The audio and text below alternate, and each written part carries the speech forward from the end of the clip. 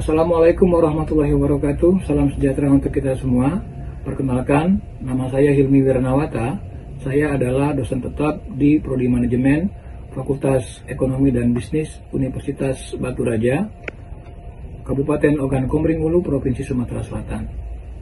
NIDN 0306087204, sedangkan NUPTK 813875113511300173. Video ini merupakan pernyataan diri saya sebagai dosen dalam Unjuk Kinerja Tridharma Perguruan Tinggi atau PDD UKT PT dalam bidang pengajaran sebagai salah satu syarat untuk memenuhi sertifikasi dosen.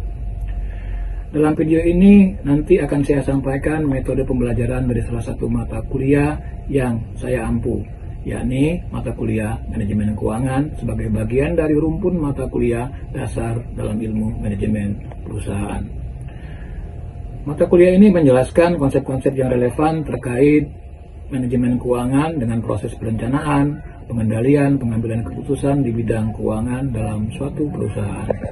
Pada mata kuliah ini, pembahasan dilakukan secara sistematis untuk membantu pemahaman mahasiswa agar memiliki kemampuan dalam mengelola keuangan perusahaan, serta mampu mengevaluasi kasus aktual dalam manajemen keuangan dan mampu pengaplikasiannya dalam pengambilan keputusan terkait investasi.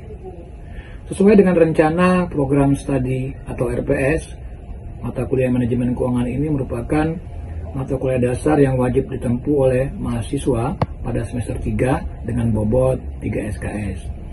Proses perkuliahan dilaksanakan dalam 16 kali pertemuan, termasuk asesmen dan dalam bentuk ujian tengah semester dan ujian akhir semester. Untuk proses pembelajaran dalam perkuliahan ini akan berlangsung selama 14 kali pertemuan. Model perkuliahannya dilaksanakan melalui tatap muka langsung antara dosen dengan mahasiswa, di mana proses belajar di kelas kita sampaikan dengan memberikan pengarahan materi pembelajaran secara langsung, diskusi kelas, latihan soal, dan mahasiswa diajak untuk terlibat langsung dalam studi kasus terkait masalah kondisi keuangan dalam suatu perusahaan atau suatu usaha, di mana mahasiswa diminta untuk belajar dalam mengambil keputusan dalam investasi sesuai dengan resume laporan keuangan perusahaan yang dianalisa mahasiswa di dalam kelas. Adapun proses penilaian RPS dan ketentuan prodi manajemen selama satu semester, penilaian mahasiswa diambil dari tingkat kehadiran mahasiswa sebesar 75% sebagai syarat untuk mengikuti ujian akhir semester. 45% kegiatan diskusi dan interaktif berupa kuis, tugas, dan keaktifan mahasiswa selama belajar di kelas. 20% diambil dari nilai akhir ujian tengah semester, dan 35% diambil dari ujian akhir semester. Adapun capaian pembelajaran lulusan atau CPL dalam mata kuliah ini, diharapkan mahasiswa dalam CPL 1 menunjukkan sikap bertanggung jawab atas pekerjaan di bidang keahliannya secara mandiri.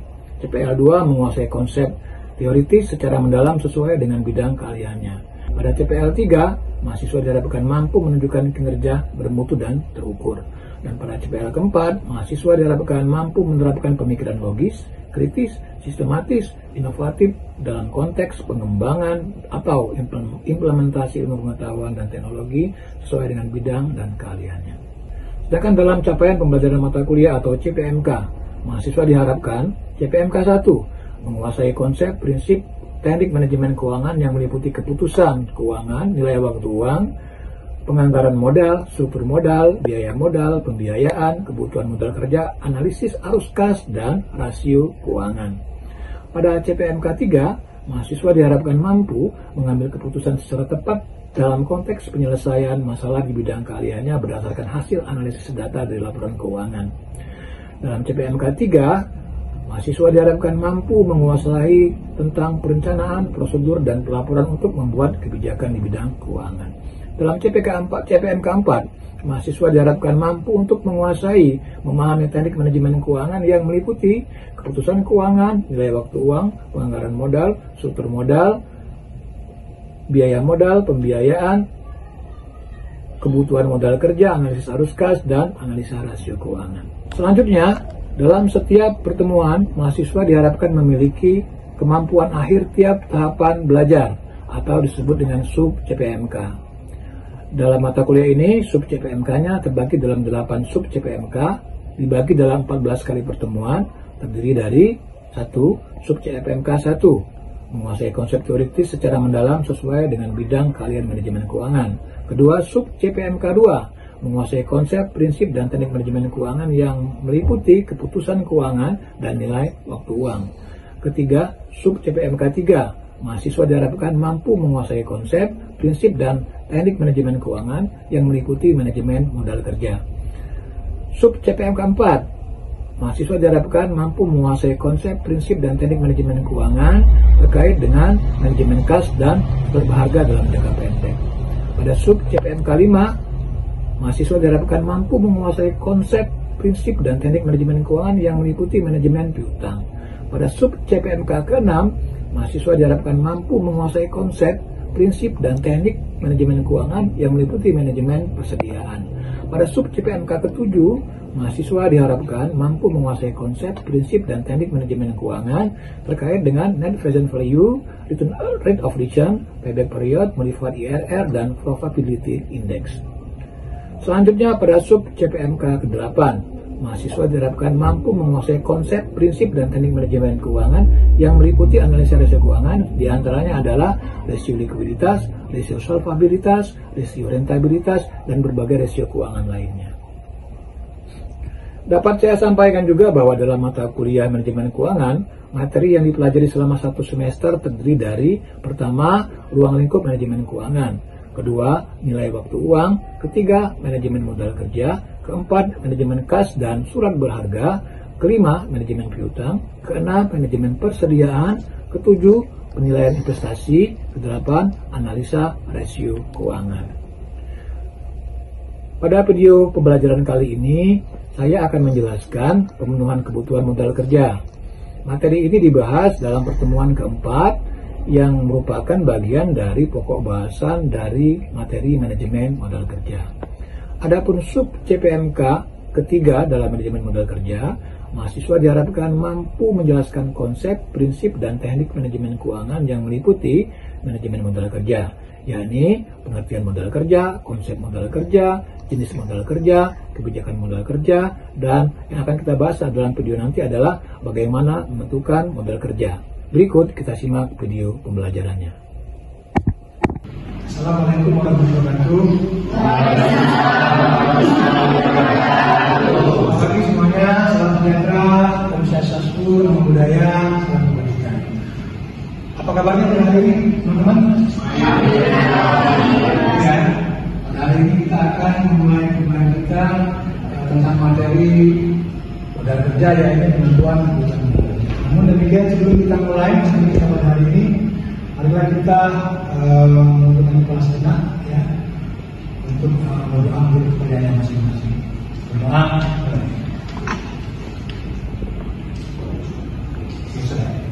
Teman-teman, untuk hari ini gimana suasananya? Belajarnya masih semangat? Ya. Ya, ketemu lagi ya dengan Bapak untuk materi pembelajaran di manajemen keuangan ya. Pada pagi hari ini dan minggu lalu kita sempat membahas tentang modal kerja ya. Modal kerja, dan ini adalah kelanjutan ya dari mata kuliah kita tentang penentuan kebutuhan modal kerja. Nah, kira-kira minggu kemarin ada yang masih ingat enggak kira-kira yang sudah kita bahas? Ya. Mungkin ada yang mau ditanyakan. Kemarin kita bahas tentang apa? Modal kerja, Kiki. Hasil lancar. Ya, itu terkait dengan modal kerja. Apalagi yang terkait dengan modal kerja? Jadi modal gimana Ki? Kewajiban. Oke. Jadi kalau kita bicara modal kerja berarti minggu lalu kita bahas ya tentang aset lancar dan liabilities atau kewajiban materi kita tadi. Nah, gitu ya teman-teman ya. Nah, modal kerja sendiri ada yang tahu apa itu? Minggu lalu kita udah belajar apa modal kerja? Kalau kita bilang modal kerja berarti kita bilang apa? Modal ya. Di dalam modal itu ada apa? Harus kas. Berarti kalau kita bilang kas, kita bicara tentang apa? Dana. Iya, betul. Jadi kalau kita bicara tentang penentuan modal kerja berarti kita bicara tentang dana. Artinya modal kerja adalah sejumlah dana ya, yang dibutuhkan ya, untuk membiayai operasional usaha atau perusahaan ya, biasanya dalam jangka 1 tahun. Nah, bagaimana mendapatkan modal kerja ini? Ya, bagaimana mendapatkan modal kerja? Jadi kalau kita bicara tentang modal kerja ya, artinya kita bicara tentang apa tadi? Dana. Ya. Terus kita bicara tentang apa? Mendapatkannya ya. Ini dana dan apa tadi? Cara mendapatkannya ya. Cara memenuhinya. Nah, ini yang nanti yang akan kita pelajari di penentuan kebutuhan modal kerja. Otomatis untuk mendapatkan dana ini yang kita butuhkan apa? Yang kita butuhkan adalah uang ya. Melalui apa? Kegiatan apa? Kegiatan penjualan. Penjualan langsung, tunai, atau piutang. Kenapa? Jadi ini cash, ini piutang. Makanya teman-teman pada hari ini kita akan membahas tentang penentuan modal kerja. Mengapa ya usaha butuh modal kerja? Kalau jawaban standarnya apa? Karena setiap perusahaan itu untuk menjalankan operasinya, perusahaannya itu dibutuhkan apa? Uang kan? Atau dana. Namun kalau kita tidak mampu mengendalikan dana sebaik mungkin, yang terjadi apa? Pemborosan. Jadi kalau kita bicara mengapa usaha butuh modal kerja, karena perusahaan yang tidak memiliki kecukupan modal kerja tidak akan dapat menjalankan kegiatan operasionalnya secara optimal. Sehingga berpotensi kehilangan keuntungan yang seharusnya dia dapat diperoleh. Artinya apa? Ada manajemen keuangan yang tidak dapat dikelola dengan baik. Ada aliran kas yang tidak dapat dikelola dengan baik. Mungkin ada yang bisa baca yang di itu? Baca ya, Ade? Iya, sebaliknya. Sebaliknya modal kerja berlebihan akan mengakibatkan sebagai dana pemborosan. Terlebih bila modal kerja tersebut ditopang oleh dana pinjaman dengan biaya bunga yang tidak murah. Oke, jadi di pernyataan pertama itu menjelaskan tentang kecukupan modal kerja. Jadi kalau modal kita nggak cukup, maka apa? Perusahaan kita tidak akan berjalan dengan baik.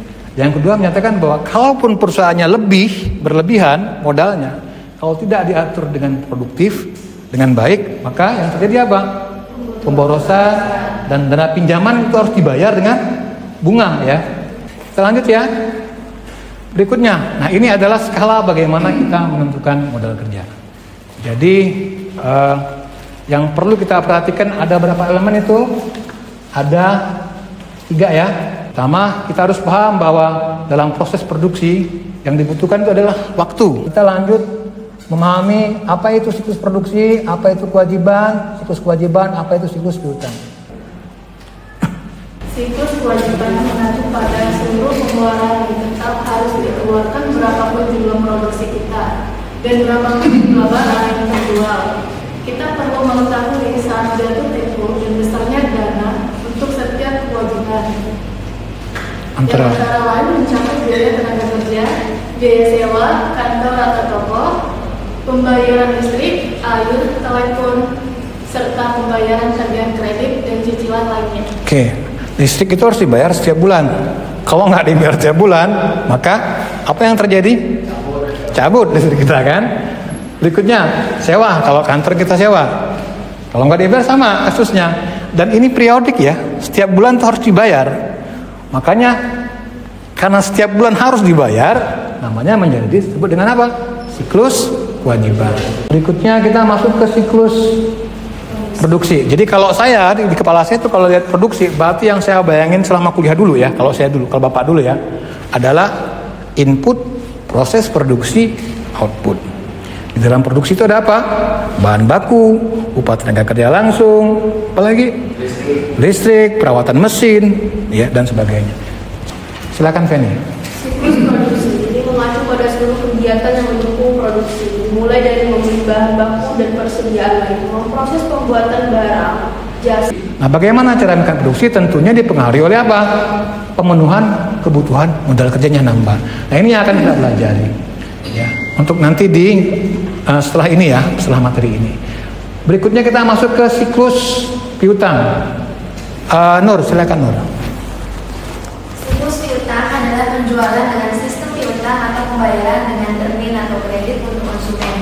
Pembayaran dengan piutang atau melalui termin pembayaran, maka harus melakukan estimasi penjadwalan kapan pembayaran diterima, besarnya pembayaran dan estimasi keterlambatan, maka kita akan mendapatkan cukup informasi untuk menghitung kebutuhan modal kerja secara tepat. Oke, piutang ini siklusnya harus benar-benar kita perhitungkan. Terkadang terjadi kredit macet, pembayaran tidak tepat waktu. Nah, bagaimana manajemennya?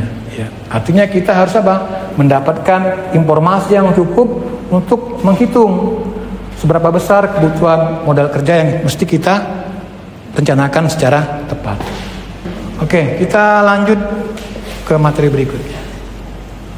Ini adalah contoh perhitungan modal kerja. Teman-teman ya, sekarang ini kalau kita baca nih, ini ada rencana dari PT Ogan Jaya. Ya, pada tahun depan itu 2026 ya, PT Ogan Jaya itu mempunyai rencana akan memproduksi barang jadi sebesar 6.000 unit. Untuk membuat satu unit barang jadi tersebut dibutuhkan apa? 3 kg bahan baku dengan harga 1.300. Ini harganya ya. Bahan baku tersebut sebelum diproses rata-rata disimpan di gudang selama 10 hari. Lama prosesnya 5 hari. Setelah menjadi produk selesai, biasanya ada waktu yang disimpan selama 15 hari sebelum terjual. Rata-rata piutang terdaging 40 hari. Upah langsung ya, ini masuk dalam proses produksi ya. Upah langsung itu sebesar 2.100, biaya pemasaran tunai 13.200. Biaya administrasinya ada 9.600.000 dan kas minimal di dalam kas kita itu 3 juta. Tugasnya adalah hitung berapa kebutuhan modal kerja. Oke. Berarti ini barang jadi ya, sebesar berapa? Barang jadinya itu 600 unit. Ini berarti Q-nya ya. Oke, kita kasih 1. Apalagi yang dibutuhkan? Beratnya ya, ukurannya ya. 3 kilo ya. Terus harganya, ini harganya nih. Ya. Berikutnya proses penyimpanan, berarti waktu simpannya. Ya, waktu simpan nih, ya. 10 hari ya. Apalagi lama produksi ya. Prosesnya 5 hari berarti ya. Oke. Apalagi?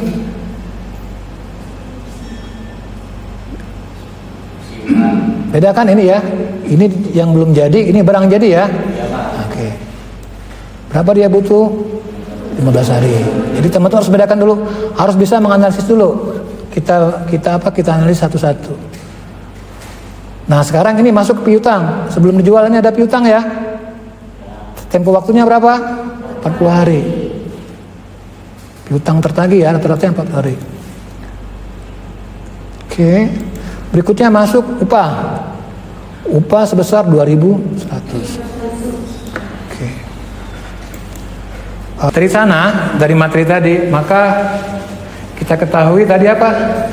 Periode terikannya modal kerja. Jadi lihat waktu ya. Jadi lama biaya disimpan berapa? 10 hari. Lama prosesnya 5 hari. Lamanya barang jadi disimpan. Jadi setelah barang sudah jadi, masih disimpan 15 hari. Lamanya piutang tertagih itu di 40 hari. Jadi ada total 70 hari yang mesti kita butuhkan. Artinya ada kas yang mesti kita, ada modal kerja yang mesti kita butuhkan ya. Untuk apa? Menjaga proses produksi agar tetap berlangsung. Sampai sini kira-kira ada pertanyaan? Edo, silakan Edo. Pak, yang upah langsung itu termasuk biaya overhead atau biaya tenaga kerja langsung? Upah langsung? Yang itu tadi soalnya. Yang mana? Yang itu upah langsung. Oh ya, ini termasuk biaya overhead. Iya, overhead karena dia terkait dengan apa? Ada piutang ya. Jadi ada piutang ya yang menyangkut apa? Menyangkut tentang upah. Jadi ini termasuk dalam proses produksi. Jadi biaya tidak langsung, ada yang tidak langsung, ada yang langsung. Tidak langsung, misal seperti karyawan harian, kantor. Nah, kalau ini langsung BOP benar, biaya overhead. Ya, biaya overhead. Ya BOP, overhead ya, biaya overhead. Pabrik biasanya. Dia masuk itu. Selain itu apa lagi? Lembur itu masuk juga Pak langsung. Oke ya, kita lanjut ke latihan soal. Jadi tadi saya udah ajarin cara bedanya ya tadi ya. Apa saja tadi? Ya. Produknya apa? Barangnya apa? Ini ada PT Air Karang merencanakan untuk memproduksi sepatu sebanyak 36.000 unit selama 1 tahun. Sehingga dibutuhkan produksi 100 unit per hari, artinya asumsinya 30 hari kerja itu nggak ada libur. Artinya ada uang upah lembur ya. Jadi 30 hari kerja per bulan. Diketahui apa tadi? Satu pasang sepatu itu membutuhkan 2 kilo bahan kulit. Harganya itu bahan bakunya adalah 12.000. Kemudian bahan baku dilakukan secara tunai, jadi nggak ada piutang kita untuk bahan baku. Setelah dibeli sambil menunggu proses produksi, maka dibutuhkan waktu simpannya 10 tetap sama tadi kayak tadi ya. Waktu ininya 5 hari, waktu produksinya. Sementara penjualannya itu kalau ada piutang ditagih setelah 30 hari ya. Upah tenaga kerjanya itu 10.000 per unit, biaya pemasaran berapa? Dan administrasi sebesar 6 juta per bulan. Dari data ini hitung berapa besar kebutuhan modal kerjanya. Ada yang bisa mengerjakan? Ya, silakan. Tiara.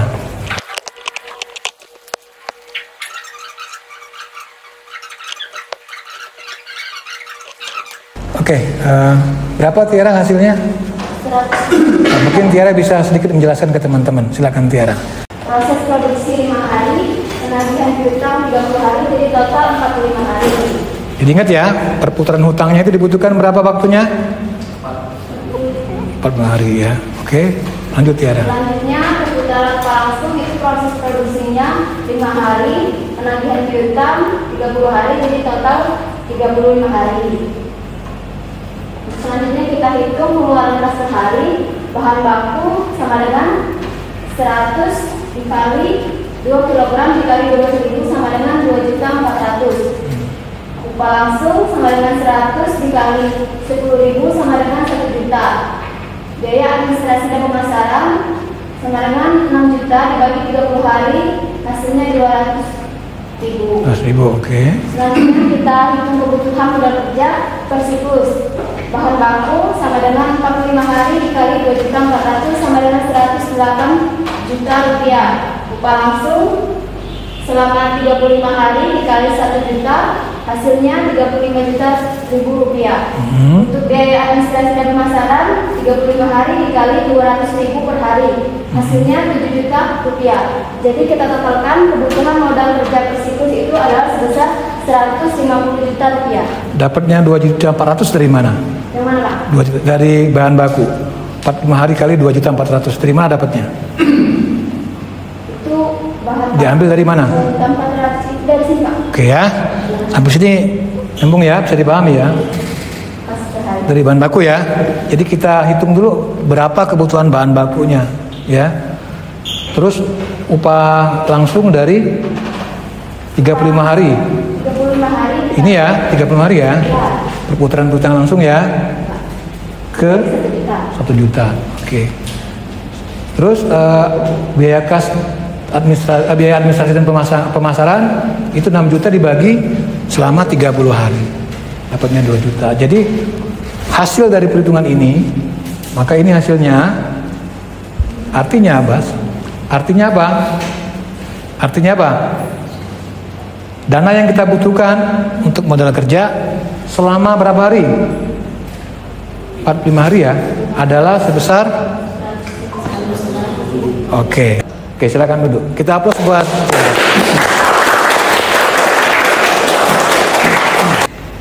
teman-teman. Sebelum kita tutup ya, mungkin ada yang mau ditanyakan. Oke, Riki, Kiki. Hanya ini Pak. Ada faktor lain Pak yang kita perhatikan terkait modal kerja ini. Karena kan kalau di sini kasusnya stabil. Betul. Nah, misalnya kita bahan baku harganya naik. Oke. Angkonya pasti biasa juga. Betul. Misal bahan baku harganya naik. Terus atau utang yang kredit macet tadi Pak. Betul. Sewaktu-waktu tidak bisa kita antisipasi. Betul. Jadi bagaimana caranya ya? Iya, baiklah. Jawab yang pertama soal apa tadi? Andaikan bahan baku naik. Ya. Makanya biasanya ada dana cadangan yang siap-siap namanya. Kita kan bisa melihat siklus pertumbuhan ekonomi dalam 1 tahun. Ya. Indonesia rata-rata berapa persen? Pertumbuhan ekonomi? 5% ya? Setahun ya? Biasanya nih ya. Kalau pertumbuhan ekonominya masih segitu, itu kenaikannya nggak beda jauh.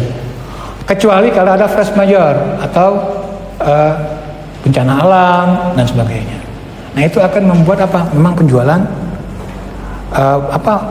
kebutuhan yang kita alokasikan untuk dana pemenuhan modal kerja itu terbatas. Ada siklus yang musiman tetap, terus siklus yang tak terduga, ya. Nah itu yang mesti kita pahami. Misal contohnya kalau sepatu nih, saya tuh bilang sepatu ya.